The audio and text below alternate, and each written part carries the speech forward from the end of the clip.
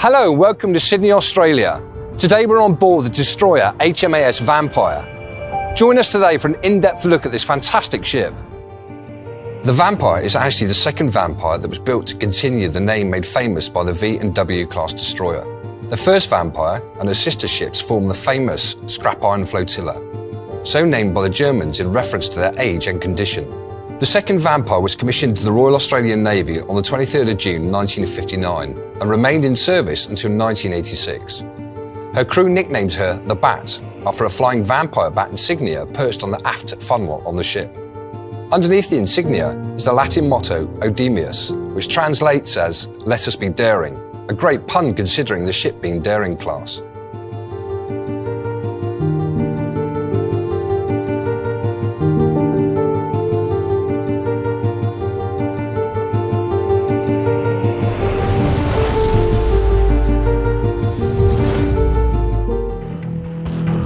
Here we are now on the bridge of the ship. Now it was from the bridge that the big three were conducted. That is the safety of the ship, the navigation and also the steering.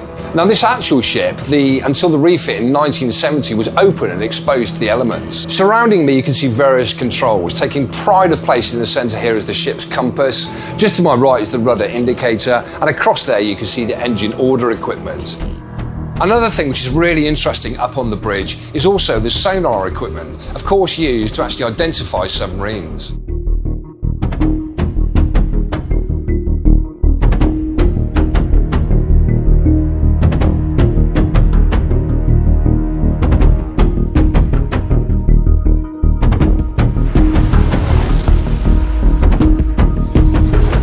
The wheelhouse where the actual steering of the ship was carried out, with orders coming from the bridge above.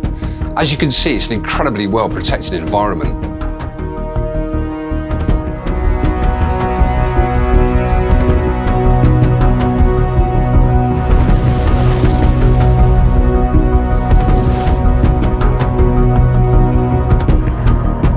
We're here now at the nerve centre of the ship, the operations room. It was here during battle stations that the captain would control and command the ship. Some 22 personnel were present in this room, including weapons and systems officers and radar specialists, all with one clear aim in life: to collate and gather tactical information and react to any possible threat. The room is absolutely full of equipment, but some of the key things to point out. Just to the left of me is the radar for reacting to any aerial threat. Across to my right-hand side, we can see the submarine plotter, and directly above that, the mortar controls to react to any possible submarine threat. Directly across from me, we've also got the surface plotter.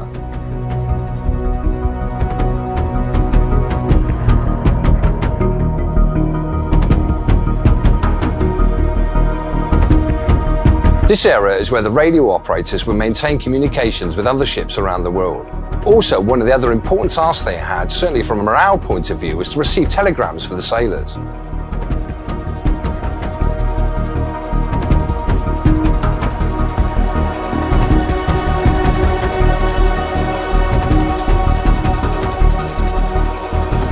The Daring-class destroyer design evolved in Britain during the Second World War. Requirements for a new fleet destroyer for the Royal Navy saw the first of 8 ships ordered in March 1945. The Darings had a standard displacement of 2,800 tons, which increased to 3,600 tons at full load. The new ships were so far beyond accepted destroyer design that many naval authorities claimed they should be classified as light cruisers. The ship and her sisters were 120 metres long with a beam of 13 metres. Her propulsion system consisted of 2 Foster Wheeler boilers, feeding 2 English electric geared turbines, which provided 54,000 horsepower to 2 propeller shafts. Vampire could sail at over 30 knots, and had a range of 3,700 nautical miles at 20 knots. Her standard ship's company consisted of 20 officers and 300 sailors, quite a number for any destroyer.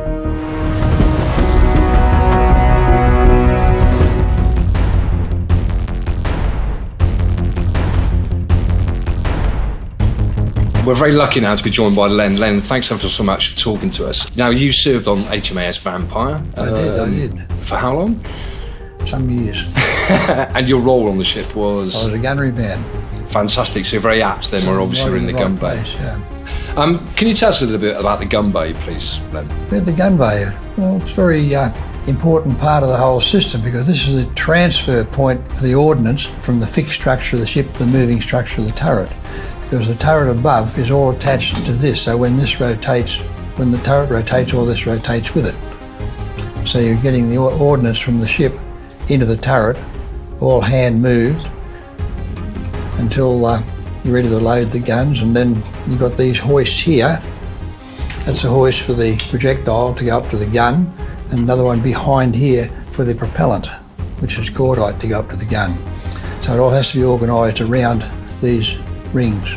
So if you've got your back to the gun when you're taking the ordnance out of the hoist from the magazine, you turn back around, the gun's in a different position. So you have to put the ordnance the right way around. So the Navy's very good. They put a little cutout on top so you know which way to put the ordnance in, so you don't get it back to front.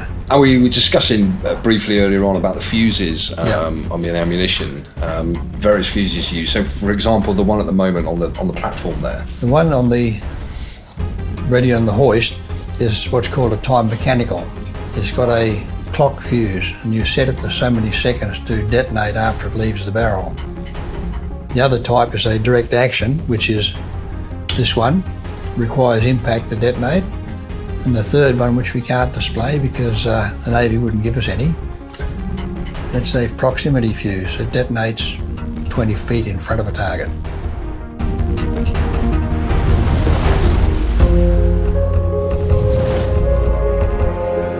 Here we are in the turret, which is the end result of what you were looking at in the gun bay, where the ordnance comes up to the turret. The propellant comes up in this hoist here, and the projectile comes up in this hoist. Two loaders are here that take the ordnance out of the hoist and put them on the loading tray, which is in front of us here. Cordite goes on first, then the shell. Once they're on, hands together and strike the rammer, which then, under hydraulic power, throws the ordnance up into the breech and shuts the breech. When the gun fires, the gun recoils, spits the empty out and recocks the rammer. Now this happens every 3.5 seconds, which is quite a bit when you consider the projectile weighs 25 kilos and the cordite weighs about 17 kilos. Inside the turret is not actually noisy for the firing. It certainly makes a bit of noise, but the biggest amount of noise is the hydraulic motors that run everything. And when the empty goes into the bin, which is in the centre of the gun bay, that makes a lot of noise as well.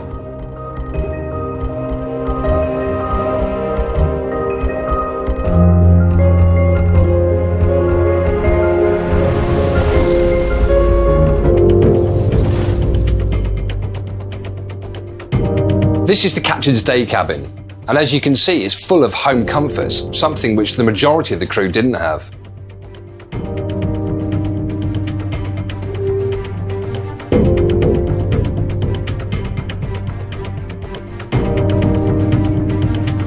The ship's sick bay was incredibly well stocked, and of course it had to be to cover every eventuality.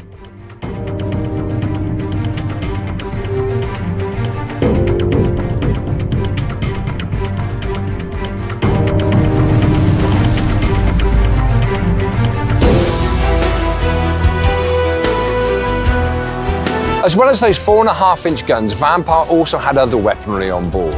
Behind me we can see the Bofors anti-aircraft gun, this particular one being the Mark V and 40mm. It was an effective gun with a maximum range of 2,500 metres and a rate of fire of 140 rounds per minute. HMAS Vampire served in the Royal Australian Navy from 1959 to 1986. Despite her armament, Vampire had a peaceful career and was not involved in any combat. She was involved in the Southeast Asian Treaty Organisation exercises held off Singapore during the Indonesian confrontation with Malaysia in 1965 and offered gun support whilst escorting troops to Vietnam in the 1960s. In June 1970, she sailed into Williamstown Dockyard in Victoria to undergo an extended refit as part of being paid off for her half-life modernisation. She received new gun turrets and fire control systems, new aircraft warning and navigation radar, plus replacement of a major portion of her superstructure, including a closed bridge.